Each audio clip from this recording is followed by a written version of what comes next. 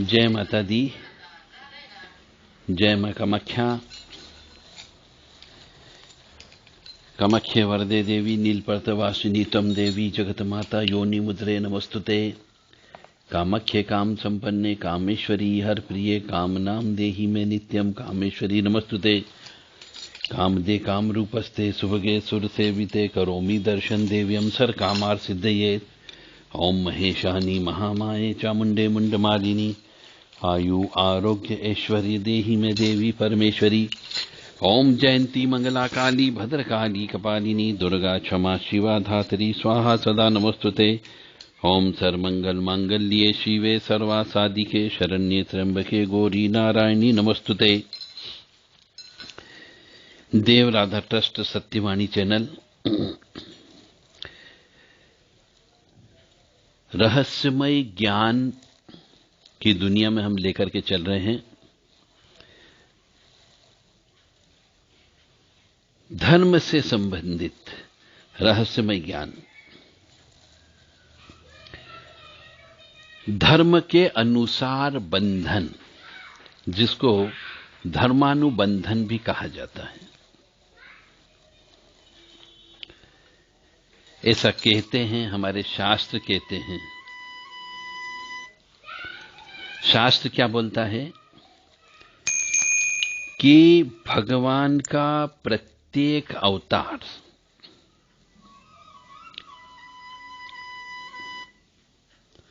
सामान्य धर्म का उद्धार करने के लिए होता है।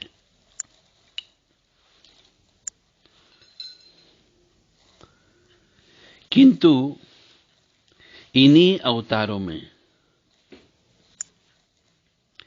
कहीं कहीं पर सामान्य धर्म के विरुद्ध विशेष धर्म का भी आश्रय ईश्वर लेता है।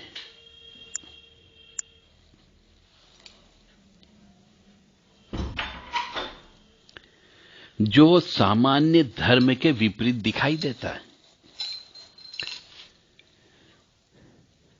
वह विशेष धर्म सामान्य धर्म शास्त्र की दृष्टि से पाप होता है। फिर भी धर्म से अनुबंधित होने से उसे धर्म ही कहना चाहिए, क्योंकि उस धर्म के पथ का अनुसरण करने से जीव का कल्याण होता है। अब बहुत से उदाहरण हम आपको देते हैं। यानी कहने का अर्थ आप समझ गए होंगे बहुत स्पष्ट तौर से कि कुछ कर्म ऐसे होते हैं जो पाप कर्म की श्रेणी में आते हैं, परंतु धर्म से संबंधित होने की वजह से उन्हें पाप कर्म नहीं कहा जाएगा। जैसे कि भगवान राम ने गो, ब्राह्मण, देवता, संत, इनकी रक्षा करने के लिए अवतार लिया। ऐसा कई किताबों में दिया गया है, रामायण में विशेष तौर से उल्लेख है। किंतु उसी ब्राह्मण धर्म के विपरीत कर्म करने वाले सोमयाजी वेद के महाविद्वान महाब्राह्मण रावण की परिवार सहित हत्या करके अनेकों ऋषियों के धर्म की रक्षा भी की है। पहले क्या आया है कि भगवान श्री रामचंद्र जी ने गायों की रक्षा की, ब्राह्मणों की रक्षा की, देवताओं की, संत की रक्षा की, कई राक्षसों का वध किया जो ब्राह्मण कुल से था, यानी रावण के कुल से था। यानी ब्राह्मणों की रक्षा के लिए ब्राह्मणों को ही मारना पड़ा और ऋषि मुनियों की रक्षा हुई। दूसरा उदाहरण यदि लेते हैं तो भगवान श्री कृष्ण ने युद्ध में शस्त्र न धारण करने की प्रतिज्ञा की थी, फिर भी अपने भक्त अर्जुन की रक्षा के लिए और धर्म की रक्षा के लिए अपनी प्रतिज्ञा तोड़कर भी सुदर्शन चक्र धारण कर लिया।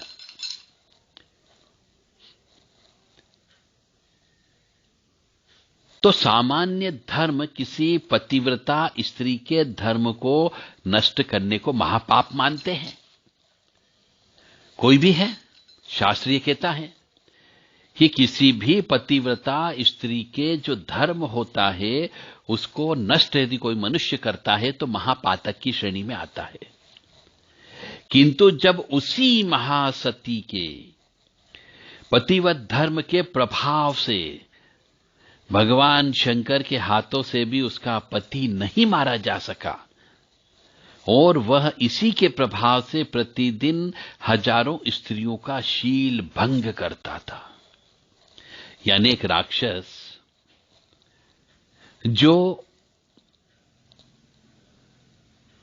स्त्री के, पतिव्रता स्त्री के जो उसका धर्म था उसकी वजह से उसको भगवान शंकर भी मार नहीं पाए और अंततः पतिव्रता स्त्री की वजह से उसको मार नहीं पाए तो उसके पतिव्रता स्त्री के सतीत्व को भंग करना पड़ा, यानी धर्म के विरुद्ध काम करना पड़ा, तब जाकर के उस राक्षस का वध हुआ। तो तब क्या हुआ कि शिवजी से प्रार्थना करी, तब महाविष्णु ने करोड़ों सतियों के सतीत्व की रक्षा के लिए एक पतिव्रता स्त्री, जिसको हम तुलसी कह सकते हैं,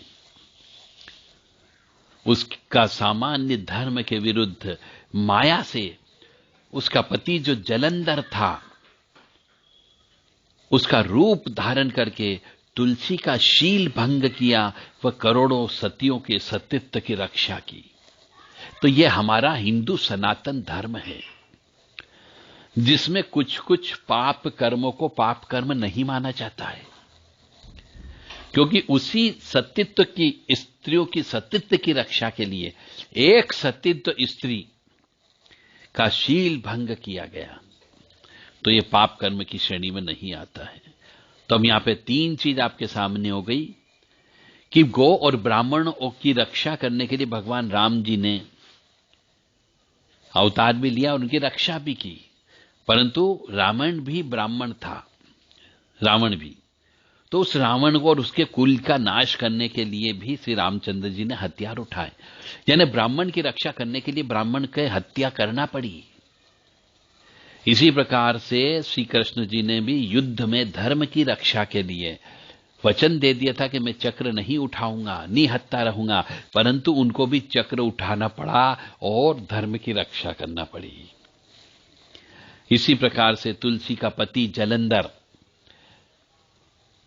तो तुलसी जी के सतीत्व की वजह से वो जलंधर कई अन्य सतीत्व वाली स्त्रियां का शील भंग करता था, तो उनके शील भंग को रोकने के लिए एक सतीत्व वाली स्त्री तुलसी का शील भंग करना पड़ा। तो ये इसको धर्मानुबंध कहा जाता है, धर्म का अनुबंध, इसमें पाप कर्म कुछ नहीं होता है। इसी प्रकार से और भी उदाहरण है इसमें। तो भगवान के द्वारा अधर्म के समान आभास होने पर भी धर्मानुबंधित होने से यह विशेष धर्म कहलाता है, क्योंकि यह धर्म धर्म की रक्षा के लिए किया जाता है। धर्मानुबंधित का अर्थ होता है धर्म से संबंधित सर्वसाधारण की दृष्टि में अधर्म होने पर भी जो धर्म हो उसे धर्मानुबंधित कहा जाता है।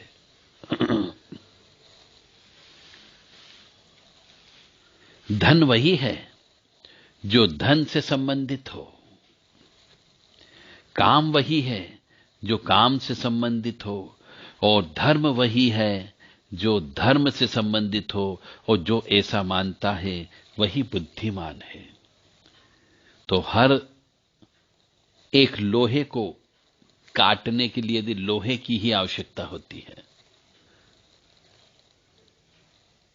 इसीलिए ये धर्मानुबंधित शब्द जो हमारे शास्त्र में है, आज उसकी व्याख्या आपको सुनाई गई कि किसी कई कष्ट में जो मजबूर में है, उन कष्टों को दूर करने, उनके कष्टों को दूर करने के लिए यदि किसी एक व्यक्ति की हत्या भी करना पड़ जाए तो हत्या कर देना चाहिए, ताकि वो कई मनुष्य उसके प्रभाव से मुक्त हो सकते हैं, खुशहाली में आ सकते हैं। उसे पाप नहीं कहा गया है, बस यही धर्म है। जय माता दी। जय मां कामाख्या। ओम श्रीमन महागणाधिपते नमः। ओम उमा महेश्वराभ्यो नमः। ओम शची पुरंदराभ्यो नमः। ओम वाणी हिरण्यगर्भाभ्यो नमः। ओम लक्ष्मी नारायणाभ्यो नमः। ओम कुलदेवताभ्यो नमः। ओम इष्ट देवताभ्यो नमः। ओम ग्राम देवताभ्यो नमः। ओम स्थान देवताभ्यो नमः। ओम स्थापित देवताभ्यो नमः। ओम सर्वेभ्यो देवेभ्यो नमः। ओम सर्वेभ्यो तीर्थेभ्यो नमः। सर्वेभ्यो ब्राह्मणेभ्यो नमः। सर्वेभ्यो ऋषिभ्यो नमः। सर्वेभ्यो सिद्धाय नमः। ओम नवग्रह देवताभ्यो नमः। ओम वास्तु देवताभ्यो नमः। ओम गुरुभ्यो नमः। ओम पितृभ्यो नमः। ओम माता पितृचरण कमलेभ्यो नमः। ओम चतुष्षष्टि योगिनी देवेभ्यो नमः। ओम षोडश मातृका देवेभ्यो नमः। ओम सप्तघत मातृका देवेभ्यो नमः। ओम चम क्षेत्रपालाय नमः। ओम बम भैरवाय नमः। हम हनुमते नमः। क्रीम कालिकाय नमः। ओम क्लीम कृष्णाय नमः।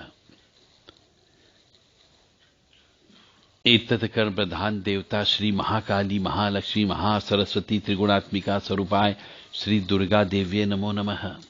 तो जो मनुष्य इन 30 नाम का रोजाना पूजा के समय पे 30 नाम का आह्वान करता है, उसको स्थान के देवता, स्थापित देवता, कुल देवी देवता, पितृ देवता कोई भी कष्ट नहीं दे सकता। रोजाना इनके नाम से आप दीपक लगाएं, इनके नाम से भोग निकालें और इनके नाम से भोग निकाल के गाय या कुत्ते को अवश्य खिला दे, पक्षियों को खिला दे, चींटियों को अवश्य खिला दे, ताकि इनकी कृपा आपके ऊपर बनी रहे और आपका परिवार सुखी रह सके।